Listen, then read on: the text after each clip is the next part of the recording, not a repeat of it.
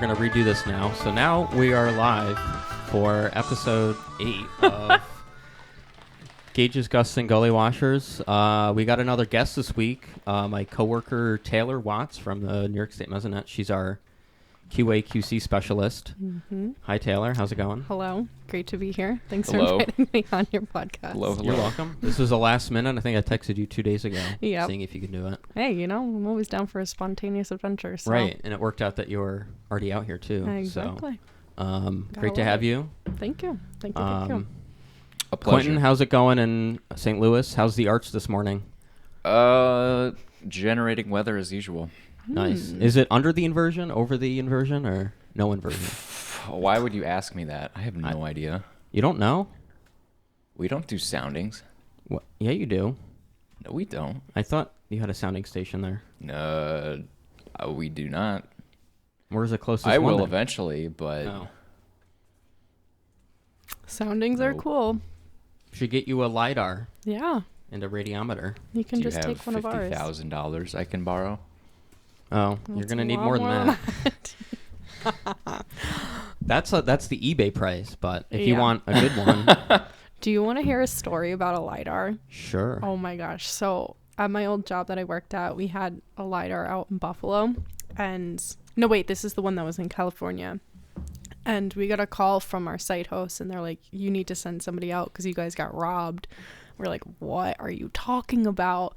Thinking that they stole our $200,000, $300,000 LiDAR. We go out there and they only stole the batteries and nothing else, but they cut all the cables. They destroyed all the solar panels. They popped all the tires because it was on a trailer. They stole the washer fluid that was on the inside, but the LiDAR was perfectly fine. And we're like, okay, this is probably the best case scenario of gang scrap. Yeah. Wow. So, But then they found the guy because the batteries had a tracking number on it and the person that was going to purchase them saw it and they called the number and they tracked it back to us and then the people got arrested. Isn't that crazy? Wow. Where was it? Where was the LiDAR located in Buffalo? Like what part? Oh, we had one. It's right. Oh, God. It was right on the shore. That's all I remember. Oh, like Lake Erie? Yeah. Yeah. And it was pretty cool because like we'd have to drive out there and then it was like in a weird field thing and there were so many deer, but it was like in the middle of the city. Interesting. Nobody was there. I wonder where it is. I do too now because it's pretty, well, it's not that far from here. Yeah. It'd be a very long day from Albany to Buffalo to go service that guy. Plus if all the cables are cut, I mean, that's like a whole day right there of work, oh my God. if not more. Dude. And they're probably custom cables you got to order. But we were hired by other companies because they were trying to do wind turbines and like have a wind resource assessment to see if they can have vital wind energy to be at those sites. So we made them pay for all the replacements. They're like, oh, we're just the maintainees. Interesting. Yeah, very wild. When did this happen? What year? 3-4 years ago. Okay. Yeah. Jeez. That's so bizarre. It was weird. I mean, people do that at the Mesonets out in the Midwest. Yeah. Like the Central Plains, like they keep the batteries like right out. Which they're just in the open. Yeah. And they're people not just even in a them. case or I anything. know. Just like, They're literally just like hanging, chilling at the space of the tower. I'm like, pretty good batteries. You're not worried about like first of all like shorting it out from the rainfall or corrosion. Yeah, I didn't even think of that. Then you got theft. Animals could get at it even. I don't know. There was a case, I can't remember which northwestern state it was, either Washington or Oregon. There was a report. Someone had sawed off the legs of one of their tripods and taken the entire station. What? Oh. Yes. How is that even how do you get away with that? Well, there's also the guy recently in like Alabama that the thieves stole a 200-foot radio tower and they came there and it was just like the foundation and they just they just sawed it off. How does that even like overnight? Like how do you get away with that? Like that's a big thing. You do it to very run away quickly with the buzzsaw. Holy cow. Plus I looked at the map if too I and can find it if I saved it. Yeah. Plus that radio tower's I mean it was in the woods for sure. That was a Roan 25G tower. That was not very big. Oh, okay. Someone could have done that easily. Well, if a radio tower falls in the woods and nobody's around to hear it, did it actually make a sound? Did it actually get stolen? Well, apparently not. So many questions. Yeah. So many questions. So yeah, I guess you gonna tell you about yourself to everyone, Taylor? Myself, yeah, I can tell. So I grew up in Albany, New York, and I went to UAlbany for my bachelor's for atmospheric science as well. I feel like most people, how they get into meteorology, which is like the stupidest thing to say, is you watch the movie Twister when you were a kid and you're like, oh, that's interesting. What's going on there? And they're coming out with the Twister 2, I guess, right? Yeah, which I don't know if it's going to be good. That's my own yeah, movie. usually the critique. second after the original is just never the same. They can't. Well, her whole research project is figuring out how to stop tornadoes, not, I don't know, being able to predict them better. Yeah, I'm like, what does that even mean? Stopping a tornado? It's an act of nature. Oh, that's the movie plot? That's what I heard from somebody else, so I could be completely wrong, but yeah. But the first movie, what is his name? Bill Paxton. He died, I think, too. Yeah, 2016, I think, or something like that. So. R.I.P. Surgery. He caused a lot of meteorologists to become what they are today. And then I think Helen Hunt, too, was in there. I think so. She killed it, honestly. Yeah, she did. Yeah, it was a great movie. Yeah. So we'll see about the second one if it's any good. But you guys need to have like a podcast strictly reviewing that movie. Yeah. When it comes out. We do. Yeah. Yeah. It'll be interesting. So what else were you saying? So I don't know. I feel like anybody, if it excites you and scares you at the same time, you gotta be a little more interested in it. So that's me with thunderstorms. So that's why I went to UAlbany, which apparently has it's a great program. It is. One of the top in the country, I believe. I Maybe think top so. 3. Yeah, really. It's up there. It's like it's definitely up there. But it's just crazy because my graduating class was 10 kids, and I don't know, when I went, it's a huge school. I think it's like, for my graduating, I think it's 20. Well, the total school is like over 20,000. Yeah, think? but each class is like, it's like a small city. I think our class was 7,000 kids or something like that. So wow. Out of 7,000 freshmen, only 10 of them are atmospheric science kids, and it's not like they couldn't accept more, and it was a small program. Like, there's only certain spots. There's just that many people going in. So wow. It was pretty nice. But I think my biggest core memory with the aha of I'm doing it right was when I met all my friends that were also doing atmospheric science, and we were all working on a group project together, and how much more of like a camaraderie weather is compared to other fields. I feel like there's always a discussion, there's always things you can talk about with other people and get opinions on what you think is actually happening and forecasting and stuff like that. So it's very fun. And then how I got to where I am at the Mesonet is I used to work for another company. I had started as an intern my sophomore year, and then it was only supposed to be a summer thing, and then they're like, well, we'll keep you on during the school year. And I was like, all right. And it was paid too, so I was like, okay, this is my job. So you're working while you were in school? Yeah, I was doing about 20 hours, and I was making like $20 an hour. That's so pretty I was good. like, this is insane. Making bank? Yeah, I don't even know. Like, holy cow! It was great. It was a good setup. That's a good resume builder too to put on there. So especially I worked there for 3 years as an intern, and then I got hired as one of their field technicians / QA people. So I was doing the QA of monitoring over hundreds of sites across New York State, whether it was solar. Wow. So which I would say our solar sites are pretty similar to what our Mesonet sites are. Just like one station, singular, right there. And then we also had wind towers, which were these huge 100-meter towers with different anemometers at different heights. It's kind of what NRG does. Actually, the tower you see at the Delavan site, that's a huge wind tower. Yep. I feel like I probably have been there before, not realizing. And I think it's an NRG site. I walked up to it when I was at the site one day, and I think maybe, they're huge. I don't know how spaced out, but they had, anemometers going the whole way up. Yep. And a couple wind vanes, but because I think they use it for just sampling for wind turbines, what's the best spot for them. Best height, could be anything. It's pretty amazing, honestly, how much wind Right. data that they get from that. And It's like a physical profiler. yeah, pretty much. Which is that crazy. would be cool if, we could leverage the data, or at least some sort, the models could ingest it, because I Yeah. think that would be really, really good verifiable helpful. surface, or low-level Like surface boundary layer sounds. stuff. Boundary Yeah. layer, yeah. And especially up there, because that hill gets tons of wind. So if you're thinking, if we're getting 60 mile per hour gusts down at 10-meter height, what's it doing at 100 meters? Like, Yeah. What's it like?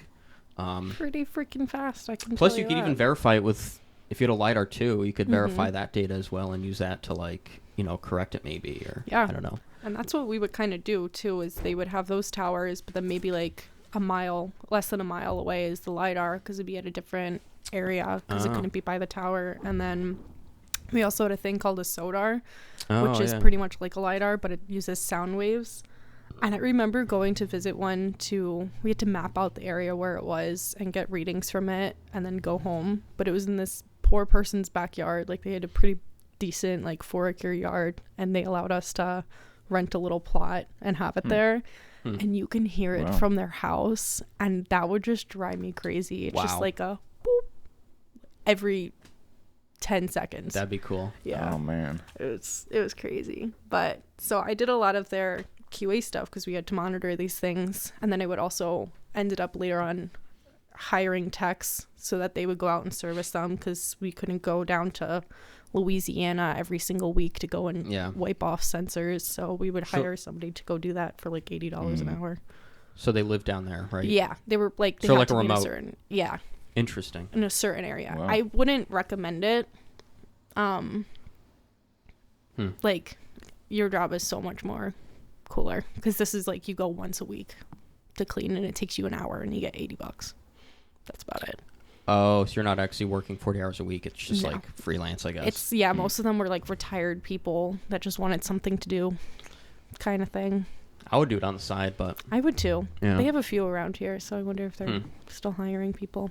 But yeah, that was fun. And then I joined the Mesonet, and I love it. I love the people. Yep.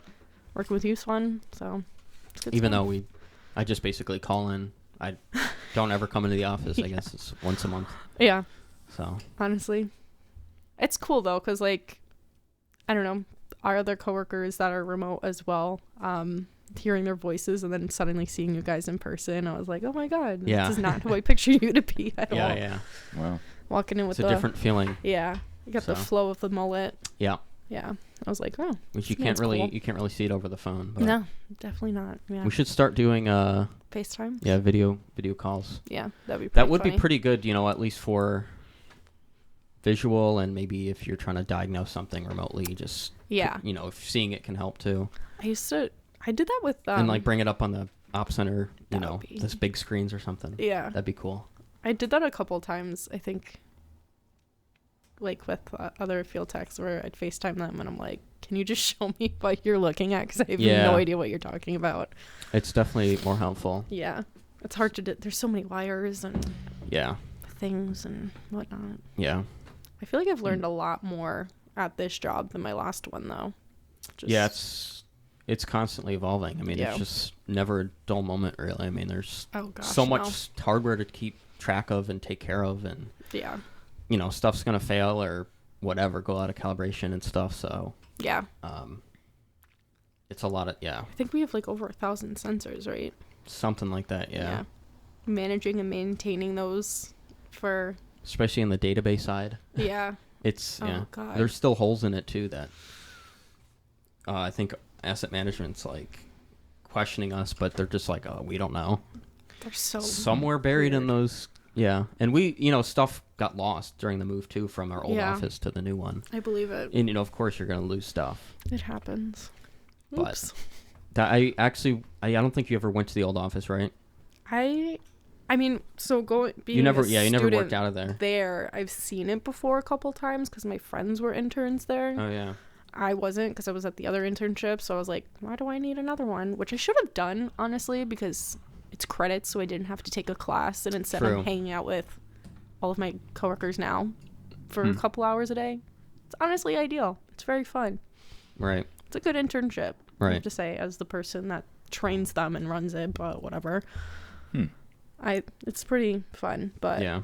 the old space was like a dungeon. It was. Scary. I'll have to, Quentin, maybe I'll show you that it's in the sub-basement under A fountain. the fountain, the main fountain at UAlbany. Oh, what? Yeah. So they called it the tunnel systems, but it's basically the podium's kind of like it said, like it's a podium. It's like built up, so it's not really like the tunnels run at ground level, but it's just built up on a huge like concrete slab. I think it's one of the largest poured concrete structures in the world. Actually, I would believe it. it's Really? I would fully insane. believe it. Yeah, Yeah. it's just a perfect example of like 1960s. You know, that like brutalist, just concrete, like everything they did back in the day. I think it's pretty though. Like I do too, yeah. I think it was designed for Arizona, yeah. And so that's why it's like terrible because you get tunnels, the fucking wind tunnels. Yeah. And same with RIT. I think RIT was built for a warm environment, and it was built in like Rochester, a cold, and it's literally laid out like west to east, lengthwise. And so you get these great westerly winds coming through, and like it just funnels everything through there, and these poor kids have to walk like a mile between their dorms and their fucking classes. Tortured souls. And I'm like, Oh, man. man, and you're spending how much a year to get this? But also Brockport was like that too, laid out west to east, where it was just funneled winds. I'm like, what were they thinking? Not like, smart at all. Yeah. fucking idiots. It's crazy. These poor kids walking to class. You got a final and you get knocked over by like 30-mile-per-hour winds because that's how the buildings are shaping it out to be. Oh my gosh. Yeah, no. I was a tunnel girl through and through. I use those things all the time. Yeah. Oh yeah. You It could was not catch awesome. me outside. I think there are tunnels connecting to the dorms, right? But they're locked off. Yeah. I think they're maintenance tunnels and not really like for students. It's for I know kids that obviously broke into them and went through them and stuff like that. I want to try to find those though. I kind of do too. Because there's a lot of hidden spaces there. Yeah. Like it's pretty cool. Yeah. There's a lot of weird things. Apparently there's like a nuclear bunker too. I believe it as well. Yeah, because that's right in the era of like the Cold War, and they were building it, and they're like, "Oh, let's just throw this thing right in there." Maybe that's where space was. The whole sub basement was a nuclear bunker, basically. Yeah, like you could live in that thing. Yeah, easily. Yeah, it's a weird spot, but they like shoved us down there. So when I first started, it was like kind of like the end of it, like when E-Tech was built, they were still waiting for it to be finished up. Oh, really? Because I started 2021. And then when did we move? I think 2021. Was the fall? I think it was the fall of 2021. Yeah, I was only at the main or the sub basement for a couple months. Really? Yeah. That's so funny. Because we graduated, and I remember like we were starting freshman year, and they're like, "Oh, your sophomore year, you're gonna be in this new building. Okay, your junior year." Oh, it got pushed back like all the time. Yeah, and it wasn't even because of COVID either. It was just like there was so many. And there's snags. It's still technically not done, I think. No, they just finished our room. Yeah. Literally the other day. Oh, the AV stuff? Yeah, he came back and finished like the last bit of it. Holy crap. Yeah, so it was ridiculous. But it's a pretty cool space, though, I have to say. It is. Yeah, it was definitely better than our old space, and we have more space now and dedicated spots for everything. So yeah, so I would describe it as like just this giant open fish tank because there's windows that you can peer in through for tours and stuff to look in. But on two sides of the walls, we have these 9 monitors on each side showing different graphs, different plots from our data. And then on the opposite wall, there's 2 other screens that show our live camera images or our 5-minute images. And it's just pretty cool to see, especially when you walk by and you're a prospective student and you're like, whoa, they have this cool weather area. One thing I did discover is that the tours there are saying some false information. What do you mean? So they keep telling people that we're the ones that give out the warnings and alerts, like National Weather Service alerts. Are like, this is where they give the flood watches and the thunderstorms, and we're like, absolutely not. That's not us. Fake news. Yep, fake news. You heard it here live. You have any spreading rumors? But who's giving these tours though? students, so they don't know. Oh, it's Yeah. students. Oh, giving prospective students the tour. Oh, Yeah. okay. So like, Have we told They get them paid. like that's the weather service that does that? I think we've said it once, but there's so many of them that give tours that they just don't Yeah. know. I guess it's just the lack of information. So go support your local Mesonet. Yes. I wish the op center had like glass doors in the outside, because it's annoying that you have to walk by, Oh my go God, all the way yeah. down, and then come all the way back, and it's like Yeah. you have to walk by everyone's office and stuff. So awkward. Which is like, yeah, it's awkward when you have a lot of high profile people. It's like they're walking by just, Chuck's office, and oh God, Steve's just like eating his eating food. yeah, with eating his food in there with like his brought in table because he wants to be facing. I the call door it instead of the hall monitor desk. Yeah. Honestly, you're right. I'm like this. I was like, bro, you have the hall monitor desk. He's just sitting there. They always sit outside the bathroom, just like, you have a hall man. pass. You gotta Yeah. check in. Where's your hall He- pass? Yeah. Go get a He's hall pass. so funny. He's like a little snitch sometimes because I'm trying to sneak out and I'm quote unquote getting things signed. Which Or is- I'm leaving at 4:00, which I'm there from 8 a.m. to 4. That's like your normal Standard working hours, yeah. hours. But it still feels illegal to me to be leaving that early. And I'll be like sneaking on by. And he's like, see ya. Have a good weekend, Taylor. And I'm like, shh. Nobody's supposed to know I'm sneaking out right now. Like, I mean, he's so people funny just with walk it. out. Nobody cares. Yeah, nobody cares. Nobody cares. Because it's like you can work whatever you want. I mean, obviously people Get work the work longer done. hours, and Yeah. other people just don't come in sometimes, Which is, yeah. I can't even notice it sometimes. Like, or don't even tell people where you're going. yeah, that's Weird enough. crazy. Yeah. I try to be good, but I always forget. Like, I'll disappear for lunch. It's supposed to be 30 minutes, and I'm gone for an hour. I'm like, oh, well, Yeah. making a sandwich at home. I'm not really Oh, Whatever. doing anything crazy. They're Whatever. so chillax there. It's so nice. And like I usually end up working longer hours. I usually go in at like Yeah. 7:30 or 8 and work till like 5. Yeah. I'll end up working longer, but I'll get more done. Mhm. Sometimes I just want to keep working. It's Yeah. you get so into it, and it's like it's fun, I guess. Oh my God, yeah. I'm learning. One advice I will give any intern or student is to definitely learn Python and coding because Mhm. I'm trying to teach myself now. It's And tough. it's very tough, but that's why I'll end up staying later. These past few weeks, I'm staying until like 5:30 because I get so frustrated that Wow. something's not working. And it's just I'm sitting there coding while I have like my little video in the corner. Hmm. It's Or you yeah. can be like Quinton here, who uses AI to solve everything. honestly genius. ChatGPT has helped me a lot Yeah. with some It's code. a godsend, Mhm. truly. Yep. I'm a little That's how he's built his whole ASOS system, was Yeah. through chat. Really? Yeah. That's impressive, honestly. Our coworker Nathan made it write haikus about pyranometers. Oh, I and it was remember the that. funniest thing I've ever seen. Yeah. Yeah. Did we save it? We should have. That was just too good, honestly. Wow. Is it saved in our chat? We got our Snapchat. I love that Snapchat. It's so funny.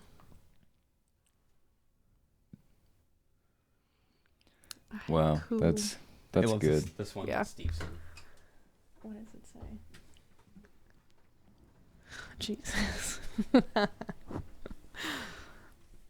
Oh yeah, when Kathy came by. Kathy. Oh, Kathy. She's drinking brewskis at Oh yeah, here it the is. port in Albany right Here now. it is. Oh, this is. Oh, Nathan. It was on the Snapchat AI.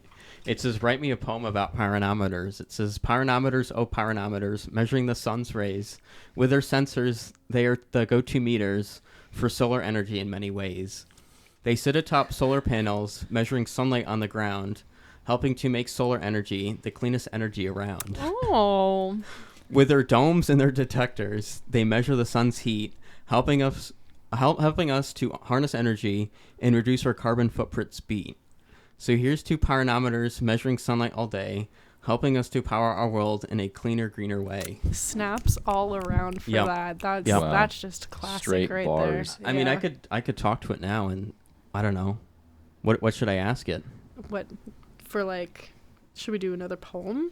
Should we do like a little Could just do something about the lidars? I feel like they Ooh. need more love. Yeah, they need a lot of love. I do. I'm a big advocate for them. It's pretty cool. So recently we had our symposium, and when I say recently, it was in September. But just hearing all of the reasons people use our Mesonet data and what the applications are for. Somebody's using one of our LiDARs down in Wonton, New York, to verify low-level jets so that they can have offshore wind projects. Oh, here we go. It already spawned. Wow. It's pretty cool. Write me a poem about LiDAR. It says, in a world unseen where secrets lie, LiDAR's gaze reaches far and high. With laser beams, it paints a scene, mapping the earth with a digital sheen. Oh. From mountaintops to city streets, LiDAR captures details oh so fleet. It measures distance with precision, creating a 3D vision. Through dense forests and urban sprawl, LiDAR's eyes see it all. From self-driving cars to archaeology, its applications are a marvel to see. So let's raise a toast to LiDAR's might, illuminating the world day and night. With lasers and data, it charts the way, guiding us to a brighter day. Oh, Dang. that was pretty good too. All right. I feel like it has a template because it used some of the similar It lines does, yeah. there. I'll give credit. Write me a poem about a Mesonet. Oh God. Ooh. A Oh. Mesonet, a network of weather stations collecting data across vast locations. From fields to cities, mountains to plains, monitoring weather like gentle summer rains. Each station stands tall, a sentinel of the sky, measuring rainfall, wind speed, and humidity. With sensors and gauges, they diligently record, creating a map of weather meticulously stored.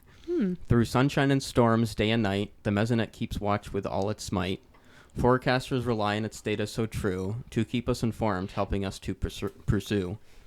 So here's to the Mesonet, a weather friend, guiding us through every atmospheric bend. With its network of stations, it keeps us aware of the ever-changing elements in the air. I like that a lot, actually. should print You that should out. print that and We put that should- like on a little poster walking Turn in or that into something. a poster. Yes.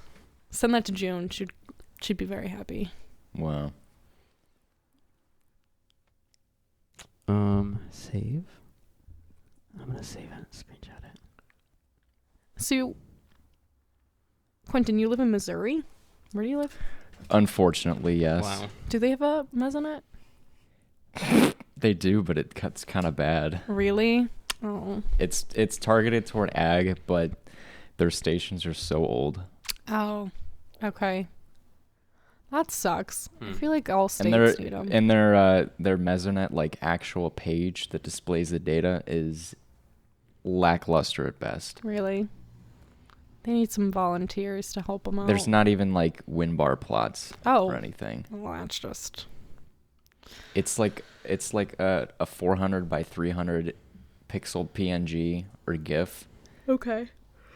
of the stations, and it's just not it. That sucks. I feel like with agriculture, I feel like they probably do benefit a lot from a Mesonet. Oh, 100%.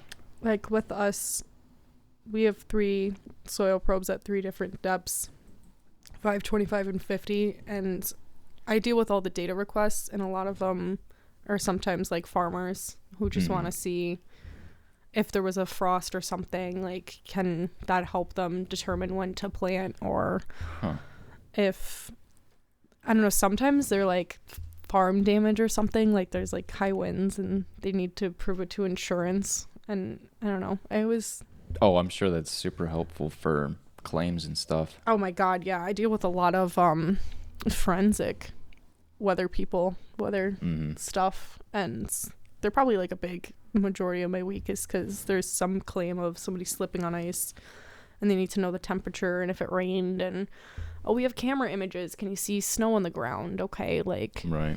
that kind of thing. It's pretty interesting. I don't know if I could do that. I feel like that'd be very stressful of a job, determining. Yeah. I hadn't even given that a second thought, Right? like using it for forensics. It's pretty cool. It's a weird niche field for sure. Like, I think the only reason It's why... it's like a sub niche of the niche. Yeah. Like, it's pretty cool. I just don't. Huh. It's odd. Interesting. Yeah. I know 2 companies that do it. I think there's a third too, but that I deal with almost weekly based off of that. And then I have to get affidavits signed too, basically being like, yes, this data is true and good. Wow. Yeah. and they'll take it to court. And I'm hoping one day I do not get subpoenaed because I don't want to go in and talk to people. Jury duty. No. And be like, hey, I'm not getting paid for this. Oh no. Not Actually, like, you still are- pay yeah, me. you- yeah, Yeah, oh, yeah. it is for work. But That'd be fun. I'll tag along. yeah, just come. Just be like, I object, Your Honor. yeah. This data is garbage. It's actually 1 degree off. This is BS. Throw the case out. Reward him $1 million. Oh, that would be fun That'd to be heckle the so judge. sick. Oh my god, yeah. We Yeah. should just do that. Just show up to a court and just start Oh, saying obscene things. something I read yesterday. RI2 student Oh no. went to court, I think, for...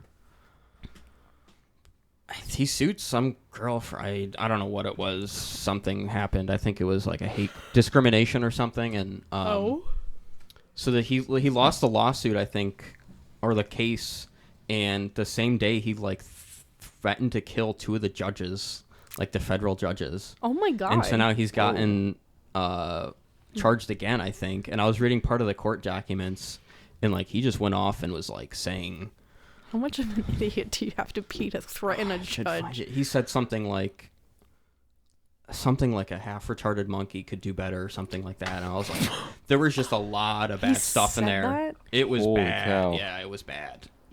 Jeez. So now he's in like deep trouble now. Well, So he's probably gonna get. like, why would you threaten expelled. 2 judges? It's like, what are you Yeah. expecting? He wanted to go out with a bang. I guess Like, so. Some people just don't care. They just were like, 10 seconds of fame right there. yeah. Yeah. Now you're in jail. Yeah. Exactly. However long. Community service, probably. Probably. That's just crazy. Yeah. Wow. So what were the when you worked at Mm-hmm. UL? What sensors did they use? Like, what was the hardware they used for those sites?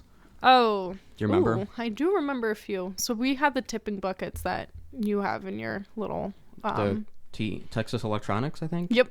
Okay. Texas Electronics, baby. I think a few other Mesonets use that too. The low power Yeah. ones. It's like a love-hate relationships with any sort of rain gauge because the pluvios are very sensitive and we do have a They're lot great. of false precip. They're great. They Yeah. are Snails. great. They are just very expensive. Right. But For accuracy, though, They're you kind of good. need that. yeah, they're Which really, tipping really buckets, good. you don't get that accuracy, and you get a little bit No. more. Yeah. They're just they're way less accurate I too. think Their so, accuracy like super falls off when rain intensities get like Yeah. Oh, super yeah. high, right? like Right. I remember distinctly one of ours was in Louisiana and they were getting one of their biggest hurricanes or something like that. And I was so excited to watch one of our stations because we can see how much rain they get, what's the wind speeds, like what's going to happen at this site. Mm-hmm. And the whole storm passed and I'm looking at the data and it said it didn't rain. And I'm Uh-oh. like, what do you mean it didn't rain? Shoot. And then this is where the QA/QC comes in. I had to look back and it wasn't working for 3 months and we had no idea. Nice. Yeah. I was Oh like, my Well, why was it goodness. not working? I don't know. I think it just failed. Like it was just done. Kaputs. No more. Wow. Interesting. Yeah. So it was very disappointing to not know how much rain our That's site got. tragic. Yeah. And our tech couldn't get there for like weeks because everything was flooded around it still. Wow. Yeah, and I was like, Wow. this is so Wow. disappointing. Like, I want to know Holy how much cow. it rained. Yeah. So we had the Texas Instruments as a tipping bucket. We had three different pyranometers because this was like a solar site. Mm-hmm. So we had a CMP 10, which is like, I think it was Campbell. So what it is, it kind of looks like our net radiometers where it has that bubble on top. Okay. Mm-hmm. And then, so we had 2 of them. So instead of a net radiometer, we just took one Oh, and I then put slapped 'em. another one Yeah, on yeah, the yeah. bottom and just Nice. stuck it in the field. Well, that's basically what all they are. So. Yeah, exactly. And it was cheaper, so Probably. might as well. And then we had a It's different... Class A. Oh, yeah. And then we had a different one. And I want to say it started with an H. I have no idea. But there was Was it Apogee maybe? H. It wasn't an Apogee. It started with an H, I think. There's, like, Epilab, Kipsonen. Kipsonen, yeah. Kipson, yeah. Kipsonen. Yeah. That's the Kipson's- one that our flux is made of. That's the net radiometers Yep. by Kippenzonen. Yep. They're So- they're like the top quality stuff. Same Yeah, with they're the really good. Apogee. I've heard are really good too. Apogees are great. I know the Lycors we have have a bad cosine response. I think. They do, which is very that's kind of what we're trying to look into now is And I think he wanted to get new ones, right? Jason. Yeah, he's investigating. I think he's investigating to try and see if there's a new one that we can have instead of the Lycors. But he's also trying to implement roof calibrations instead of the lamp because it's a lot better to get the real sun than just a light bulb. So, yeah.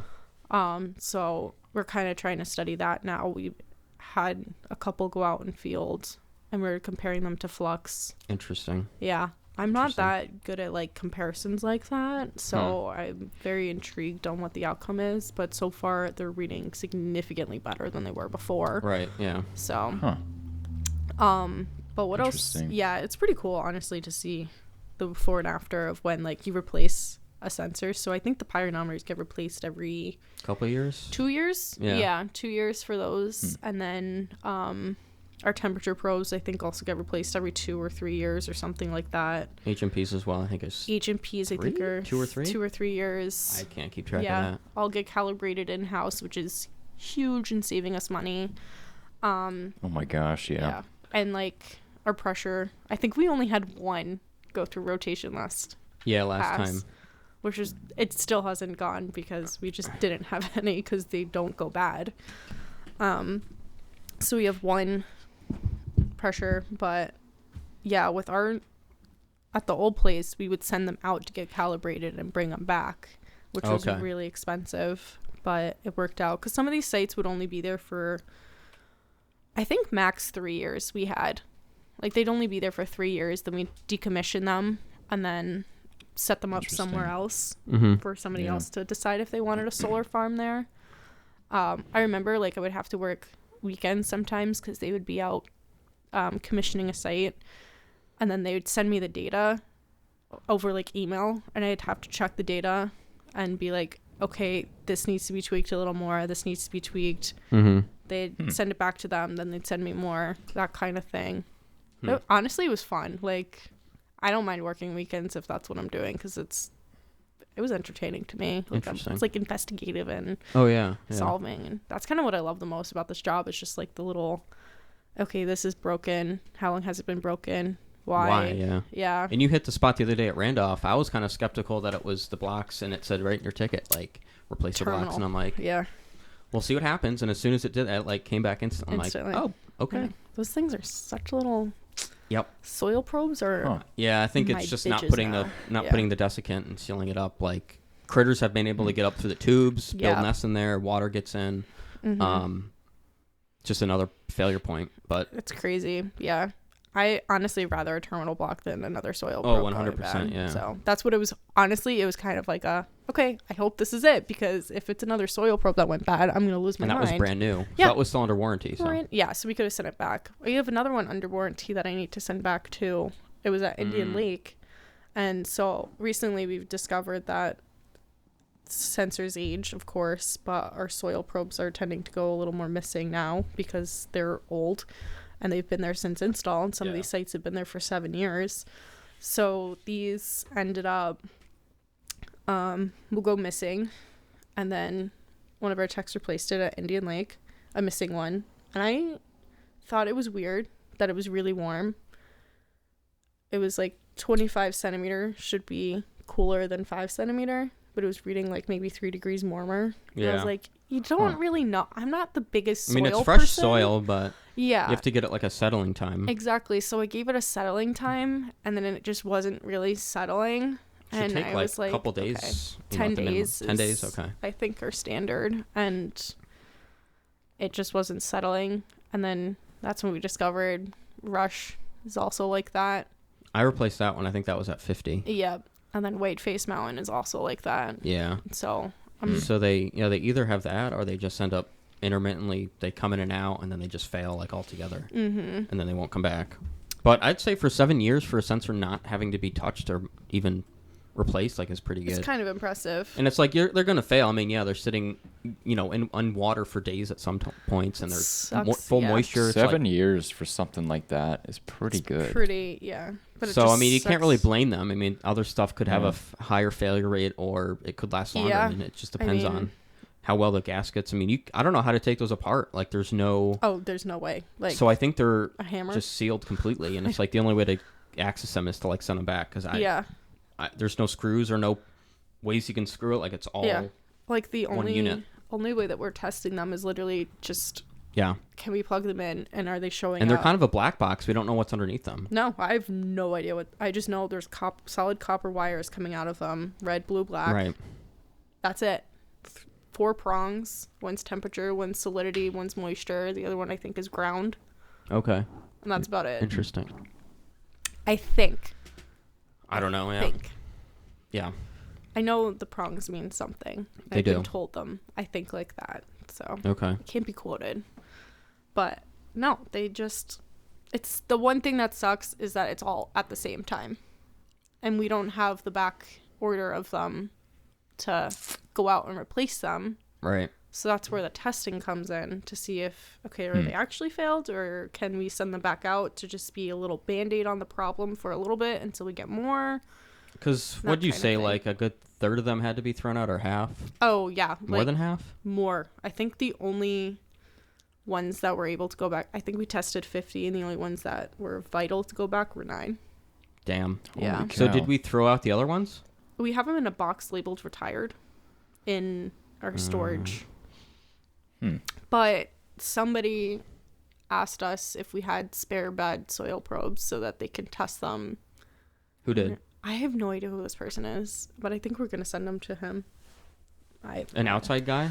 Yeah, he's like, I'm just curious on these, and do you have any bad ones that like I could just take to test? I think he was assuming like one, and I'm kind of like, Oh, we got a just ton. take the whole box. Because what are we using them for? Right. Nothing. They're Right. just going to sit there and rot. Honestly, It's like our dead hick visions. strip the copper wires, get some money for that. Well, yeah. I That's don't know what I'm what's on saying. the inside, but I'm sure that's going to give us at least $5. So, Plus cabling too. You know, cabling that we have Like- to throw out. are the cable now we can test? Are the cables bad or is it the actual sensor? Yeah. Some of them are just way too short. Like, how does that happen? What? Like, why is it that I have a soil probe and there's 3 inches of cable? How do they get cut that short? It's a good question. Okay. Some of them are too long, and they have like service loops underground, and I'm like digging up these cables, and it just keeps coming out. And I'm like, it ends up being twice the length. I'm like, why did they Oh my do this God. for like a 5 centimeter, and it's like twice as long, and it's just all the extra cables just spooled up underground. I'm like, what is this for? And I've seen the new ones come in. They're not that long. So how did they get that extra long?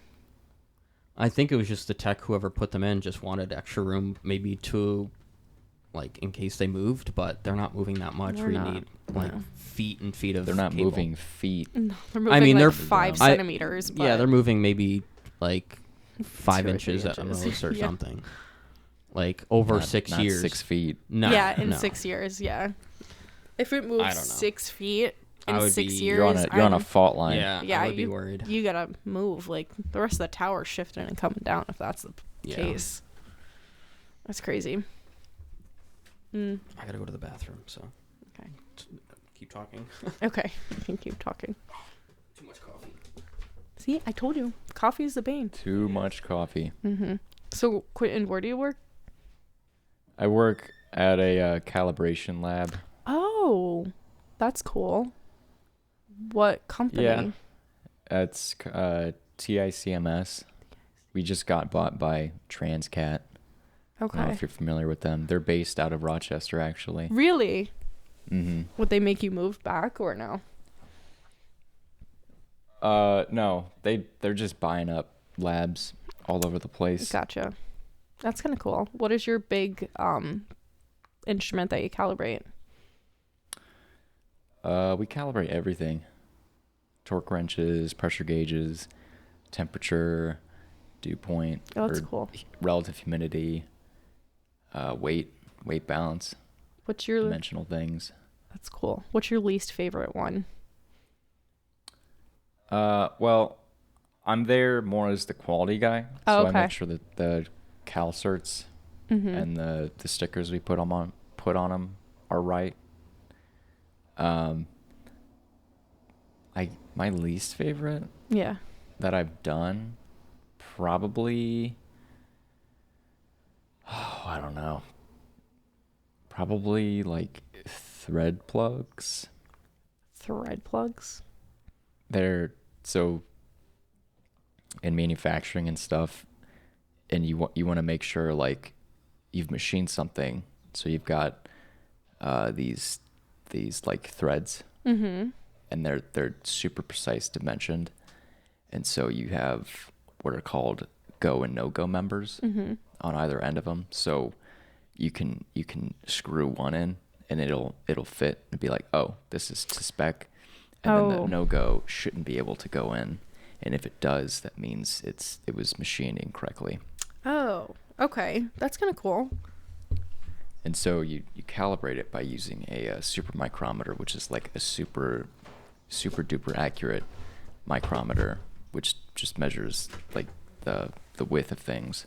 Oh, that's interesting. And you use thread wires, which you do some math and you can figure out like the pitch and like the width and all that stuff of it, and whether it passes or fails. So it's meticulous and a pain, but you know. Yeah, I get it. It sounds it, but it's cool. I think that's tough. What did I miss out on?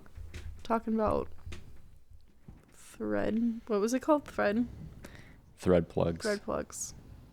Thread plugs. Yeah. What are those? You just explained it. Oh. Mm-hmm. They're used for like quality control. Mm. So if you have a part that was machined Mm-hmm. and it's a certain thread, you use that particular thread plug, Right. and it's got two ends, a go and no go, and you can use the go end to verify that it was done correctly, and if it was, use the no go, and it shouldn't be able to thread in. But if it was messed up or something wasn't correct with the tolerances, the no go would go in, and that would tell you that it needs to be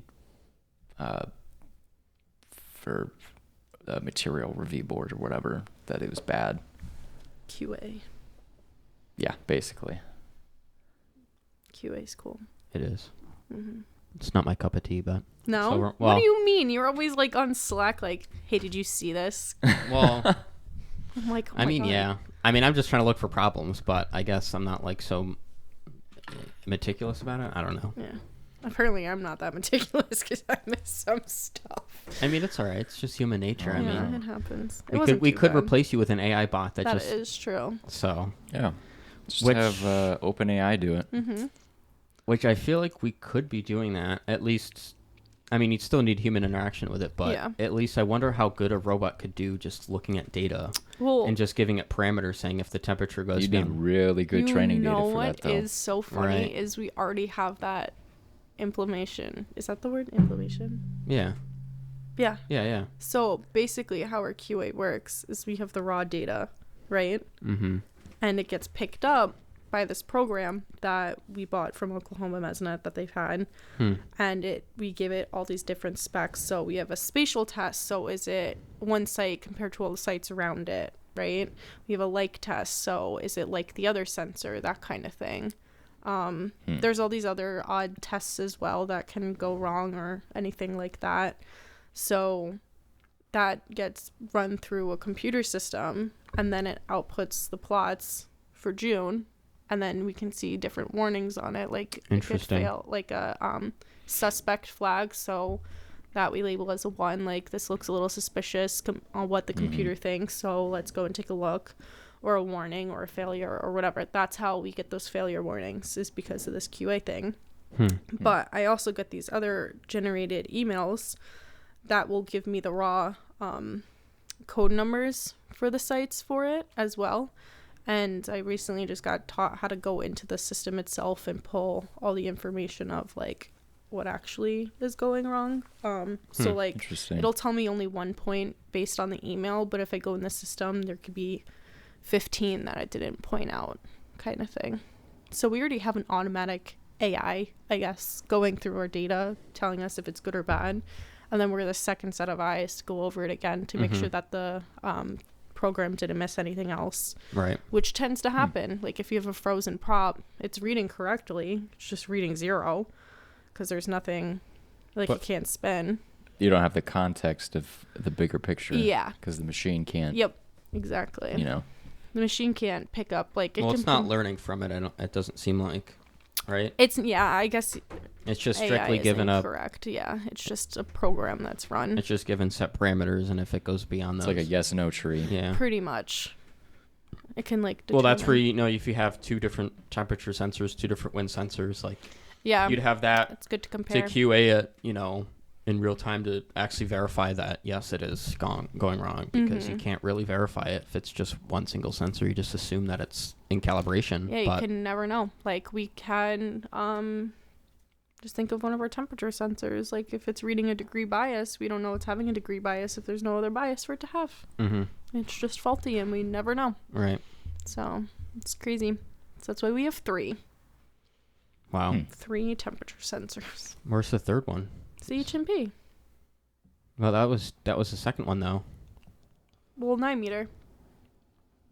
Well, that's We still use it to compare. yeah. I mean, I guess it's not really.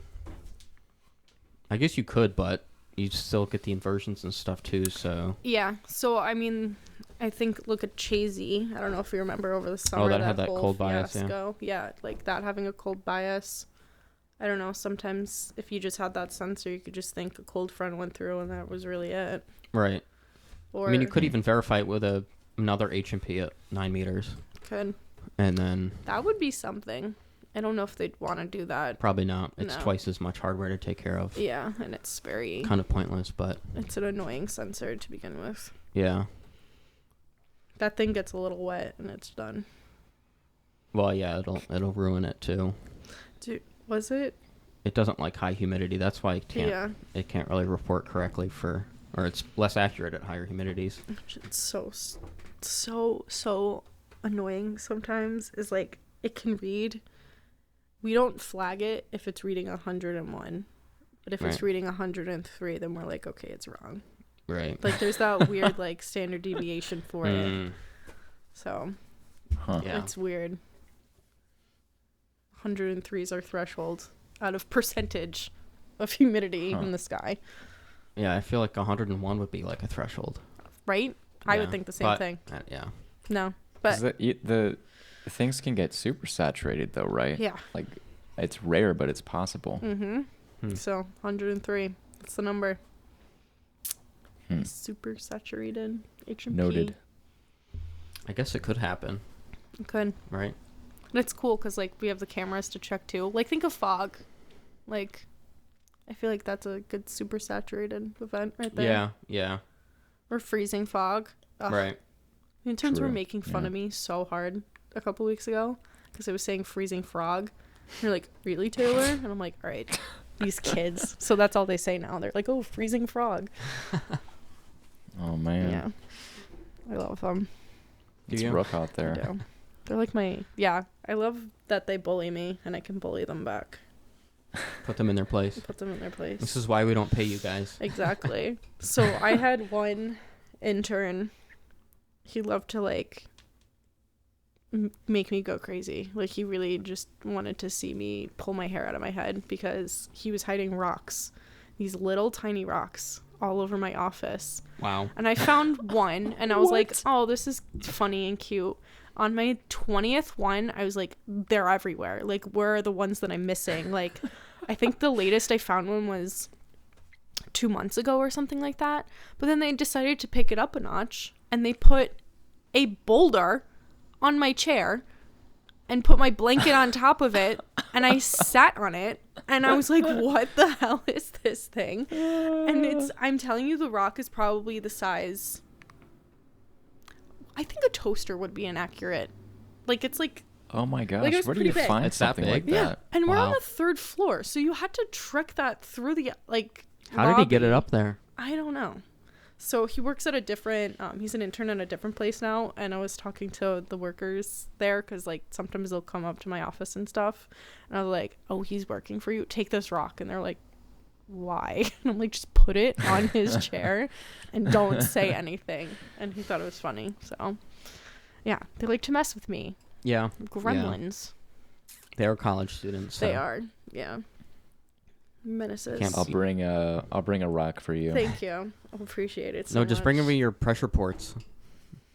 Pressure ports? Yeah. What is that? Oh yeah. Oh, the static you guys pressure. need to add those like bad. Yeah. You get I'm filing a formal complaint right now to your QA person. Yeah. Okay. That's me.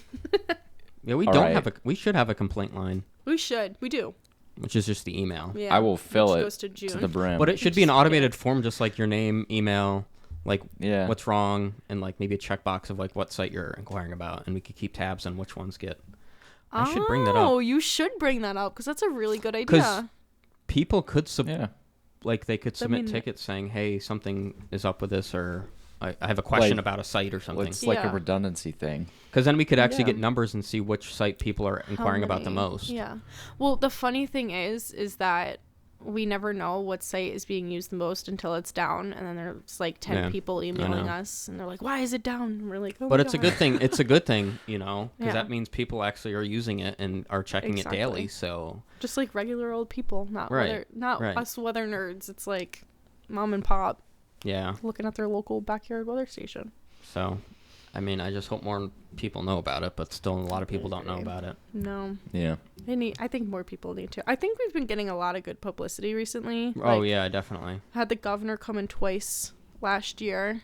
Plus, like countless news stories. Like every yeah. month, we're getting a couple news stories, and you Oh know my whatever God. June's doing, you know, interviews with people, and I have to complain now about Nick- this. what? So I'm like the first office that's in our operations center, so I see everything. And the poor interns are in there obviously doing their job and stuff. And sometimes there'll be people coming in filming and not tell us that they're gonna come in and film. Yeah, And that they're is like, kind of rude. "What? Oh, we're just shooting B-reel." And I was training an intern on something, and they're like, "Is it okay if we just get the back of your heads?" And I was like, "Yeah, that's fine with me if it's fine with her." And of course she's like, "Yeah, that's fine because it's the back of your head. Why do you That's care? not Because very nobody can polite. see it." And of At course, least gives a heads up. yeah, they come around, they're filming the back of our heads, and then they come around and film the front of us. And I'm like, all right, you lied. What are you doing? Like, it's rude. Flip them off. I know. Yeah. I'm so frustrating. And they think they own our space Right. because they're like, oh, well, we're publicizing you. And I'm like, okay. At least I give work us a here. heads up. It's A still a heads up. working office too. you Yeah. know? It's so frustrating. That's no different than going into like anywhere else. Yeah. Like, Right. we're a place of... You can't just walk into the weather service, man. They would be Yeah. like, That's what sometimes I'm it's like... a secure door. You actually have to have a key to get yeah, in. you Like have to have you a can't. swipe card. Yeah, you can't even just walk in if you're just Yeah. out from the public. They have a sniper posted on the next rad. Right. Right. What? No. No. He's joking.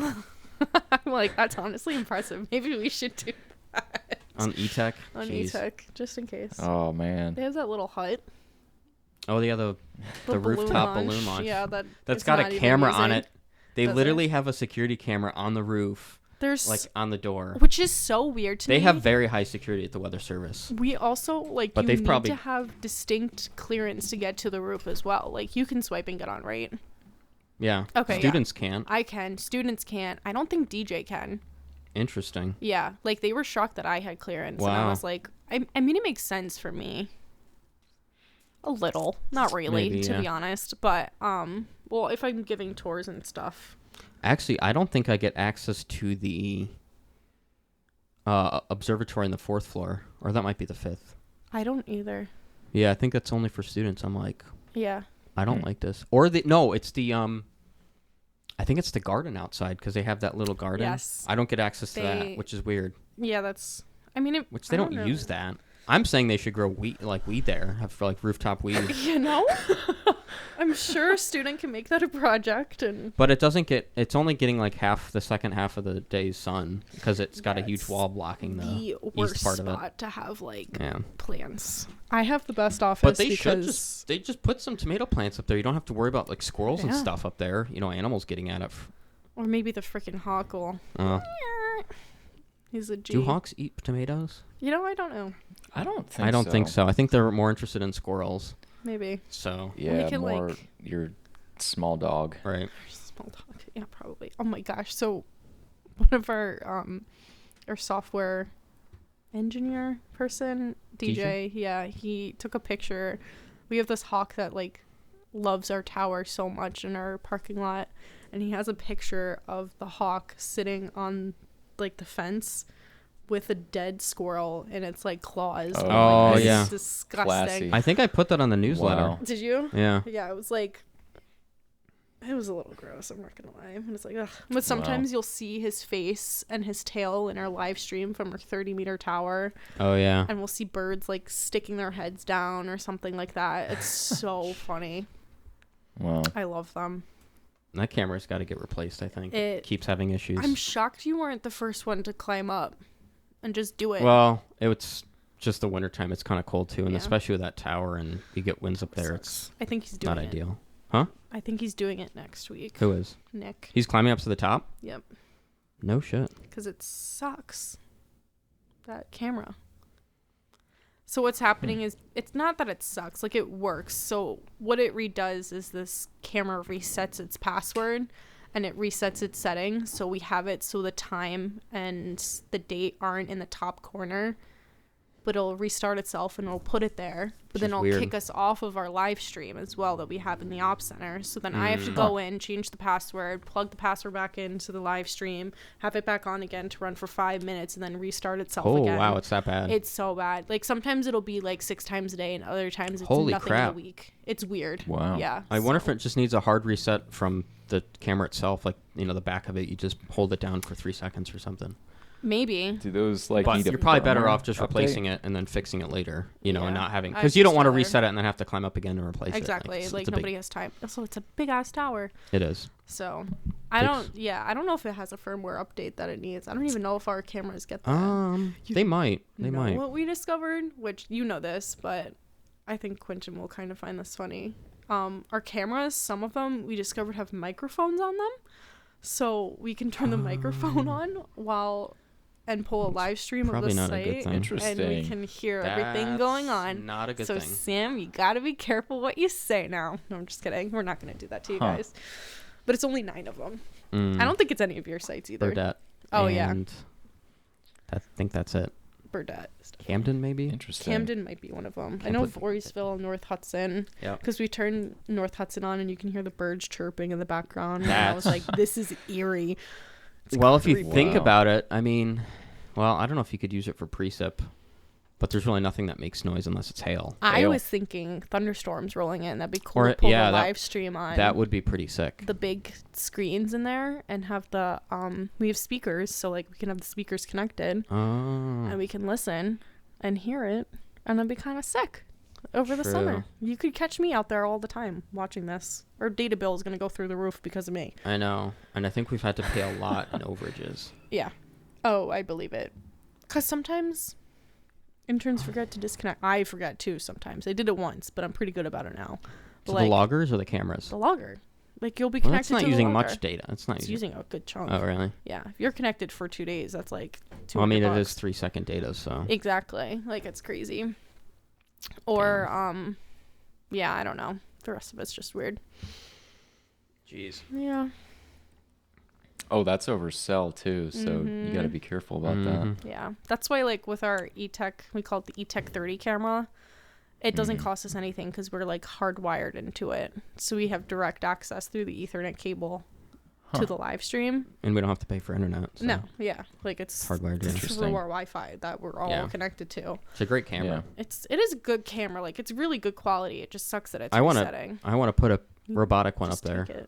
I think that would be cool. But leave the stationary one for time lapses, but then have the robotic one to move it around and zoom into stuff, or you might have cool stuff you can film. I want our E-Tech 10. So that's our, like, mock-up weather station in our parking lot. I want that camera to be facing somewhere else besides that disgusting sewage drainage, whatever it is. It's so gross. Because it'll be pretty bare, and then we'll have a big rainstorm, and it's just full of brown, gross water. Right. Right. Like, yeah, exactly. Tasty. Love it. Yeah. This is you Albany at its finest right there. Yeah. It's gross. I mean, it would be cool to put... What you could do is put another camera down lower facing the 10-meter tower. Yeah, you could put one facing the 10-meter tower, and you could just watch the instruments and stuff. Or, you know. I kind of want to do that sometimes. Like, so, especially when we had the covering of the pyranometer, I don't know. mhm. That was one of those moments where I was like, I wish I was just standing there to see it. You But could see it. luckily, the pictures were taken, and we were able to zoom in and see that there was a level sitting on top of our pyranometer. And I was like, okay, well, this sucks. And then it lasted like that for 2 days because the tech already left, and then Jason ended up going up and taking it off because he was heading that direction anyway. Right. I was like, thanks, King. Yeah, I got called to do that, but I was like, well, if it's Jason's fine. coming out, maybe he could hit it. So I called him up. Do it, yeah. I think he likes going in the field, Jason. Oh yeah, Like I just yeah, he does. Yeah, like he's out in buoys and stuff Yeah, in the middle of the sound. Yeah, he installed, what was it, a LiDAR buoy? Yeah, which is No way. really cool. And a flux. I think it had a flux station on it too. Out in I have no off idea. of Massachusetts, Cape Cod maybe. Something like that. It's for a Department of Energy grant Yeah, and measuring Huh. offshore wind energy or something. it's really cool. Wow. Honestly, the stuff that he. I think the batteries. doing. He's had to go out there like a few times and do the batteries because it's like a LiDAR and flux station, which is like the most consumptive instruments you can Holy power. crap! Yeah. I don't know how. I think it's got a wind turbine on it. I think it's wind powered. It's got solar panels and then it's got like huge batteries.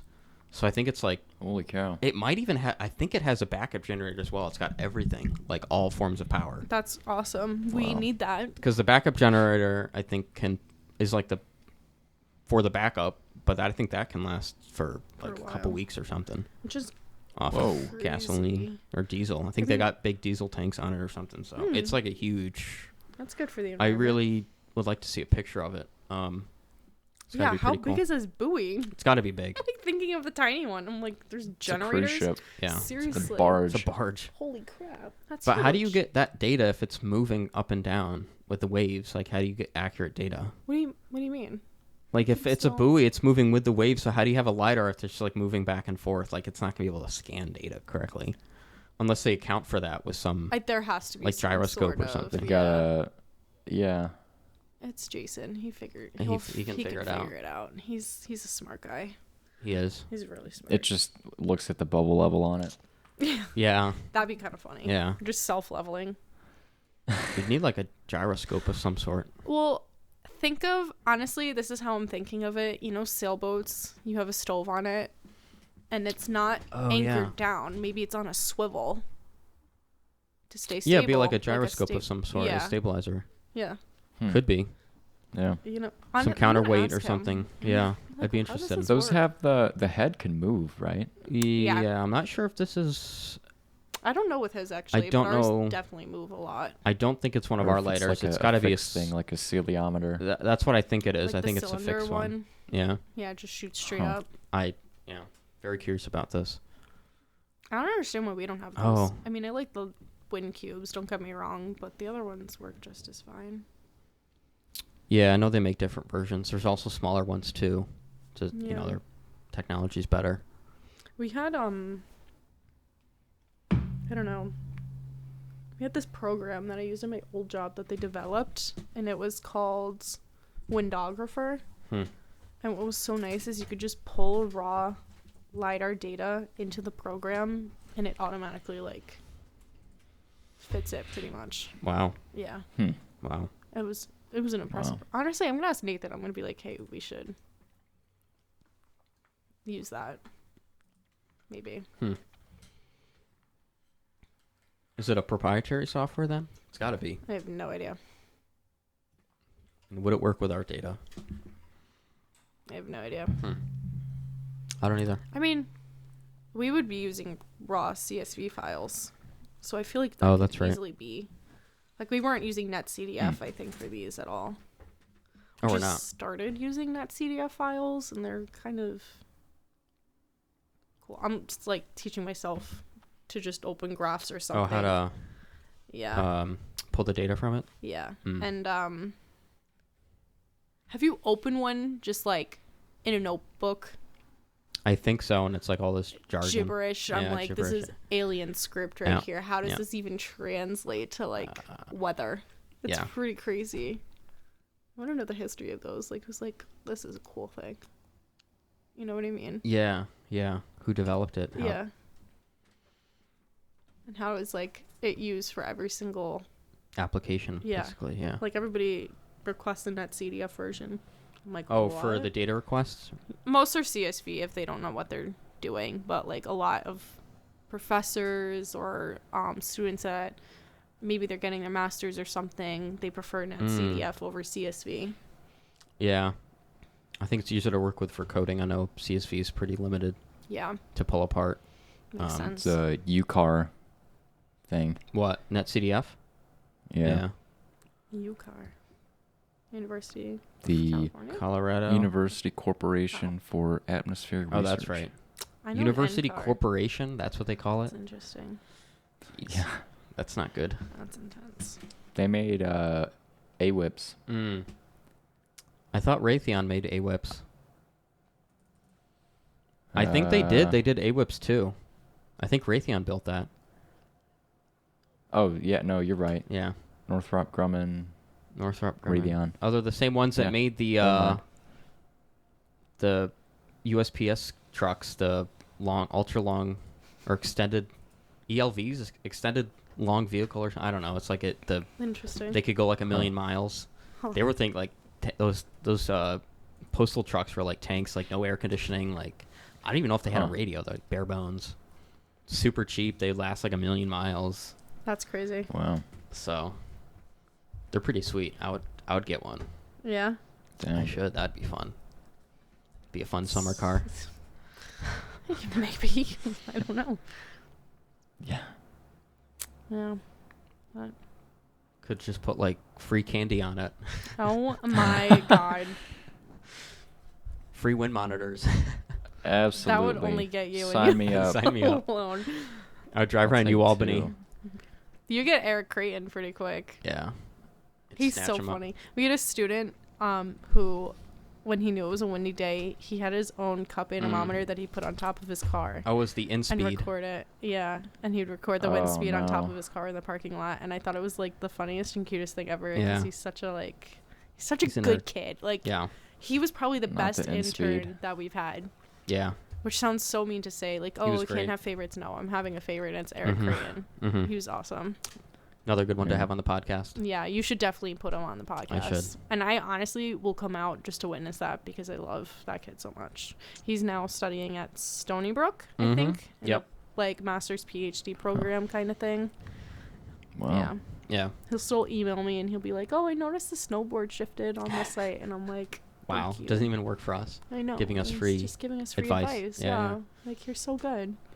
He's a good kid. I wish him all the best. Yeah, he's gonna have a good career, I bet. Yeah. So Oh, yeah. He's going to be like the He's- next Tomer Berg of probably. U Albany. Yeah. Yeah. Yeah. Yeah. Yeah. Good for him. I do have to say that I have to go soon. Okay, If that's that's fine, yeah. okay. Yeah. Yeah, I think we're probably gonna wrap it up soon anyway. Okay. Been going on Yeah. like an hour and a half now. Yeah. Okay. But this was very fun. And great to have you. Yeah, you for definitely we'll having have you on me. again. I would There's love to come on. always more stories you can share. Oh, absolutely. Endless. With Countless. the Mesonet or even weather alone. Oh, yeah. Oh, yeah. It's going to be good. I can't wait, especially after the eclipse happening True. April 8th. If you live in Western New York, definitely go outside It's, at I 2 think p.m. all of the hotels in Rochester are like fully booked. I believe it. And they're going for like people are paying like $1,000 You a want to night. hear something crazy? I booked an Airbnb in 2022 Mm-hmm. on the lake Mm-hmm. for this event. Last week they canceled on me Why? because they want the house for themselves for the eclipse. They canceled. They wow. canceled. Wow. Yeah. Wow. So Rest in you peace. can catch me on, what is it? OSB, Original Stump Blowers. It's a it's a cidery that's down south on one of the Finger Lakes. I couldn't tell you. You're going there? Yep. Nice. I'd rather. Huh. I want to do something like fun and scientific and weather stuff, but like I haven't been asked to by June, and I don't want to overstep and be like, "Can I go to Webster?" Because she's gonna be like, "No, we need somebody in Albany," and I'm gonna be like, "I'm taking off. I'm not staying. It's on a Monday, so technically, Yeah. but I mean, if you I'm want to take taking it off. off, that's totally on you. I'm taking it off." I think Nathan's taking it off too. Really? I'm Like surprised. since I started working there, we were talking about it, and he's like, "Oh yeah, I already took it off." Like, Interesting. you want to? I want to enjoy it. Yeah. It's the only Yeah. one that we're getting in New York State, probably in know. our lifetime. Yeah, I think it's not going to happen for our lifetime at least. Yeah. Yeah. So Take advantage of it now. Definitely But it's taking probably going to be advantage. cloudy, so I don't have high hopes for it. no, I don't either. Yeah. It's April I know. in New York. Please. We'll see. This year's been pretty mild, so it could be like 75 and sunny. I mean, that would be amazing. You know what would be the best? Is it'll be perfectly sunny like that. And then we'll have the eclipse. And then directly after, a severe thunderstorm line coming through. Interesting, yeah. I don't know why that's my dream. Because it would shift the instability, I guess, or that would be interesting. Like Especially with the soundings, too. You could see it, how it would change. Yeah. That would be ideal. Yeah. So that'd be pretty sick. Hopefully that'll happen. I'm praying. I know. I love thunderstorms. Can't get enough of them. I know. I want more. Me too. You guys get good ones out here. Albany doesn't get anything because we're in a valley. Yeah. Yeah, So- Rochester gets good stuff usually, Yeah. for the most part, or just Western New York in general. Yeah. Albany's a rare storm. And when they do come in, it's like 3 a.m. when you're dead asleep. Mhm. And then there's that one wake you up. crack of thunder. Yeah. That shakes your entire house and I love those. the soul in your body. Yep. Yeah. I miss those so I do much. too, honestly. They don't happen as frequently. No. We did have thunder snow Yeah. this past snowstorm that we had in Albany. I think January 6th, I think. Wow. Yeah. That's kind of rare We had for thunder Albany. snow. I know. It was Yeah. pretty cool. Like, you saw the lightning and you heard a little rumble. It wasn't anything crazy. And I was like, whoa. Wow. Yeah. Wow. Well, Good phenomenon to witness, honestly. Yeah, it's very common in New York, Mm-hmm. out here at least. Yeah. I believe it. But cool. So, yeah, great for having you on, Taylor. Thank you. Thanks for having me. a pleasure. Yeah. Nice to meet you, Quinton. We will be Good out chat. in Albany next week, so I guess you'll meet him in person Yes, that is true. So I will, and all the other people from the Mesonet. yeah. Maybe we'll do a Dave's Chicken Friday. Oh, yeah. But you're a vegetarian, so. Guess what? Yeah. They have a cauliflower version now. So instead of chicken, it's cauliflower. There you go, Quentin. And it's pretty good, honestly. It's like the same Cauliflower chicken sandwich. cauliflower I'm chicken down. sandwich. I'm down. Interesting. We'll I would be use- curious to try that. We'll have to do it. Yeah, I love Dave's. Dave's good, but We'll get a Cool. sponsorship from them, one day hopefully. they better support not it. not Campbell. We'll get Dave's Chicken to Dave's sponsor. Chicken. Dave's Chicken needs to sponsor the Mesonet. Yeah, But- they are. They really are. Mm-hmm. And the Indian buffet.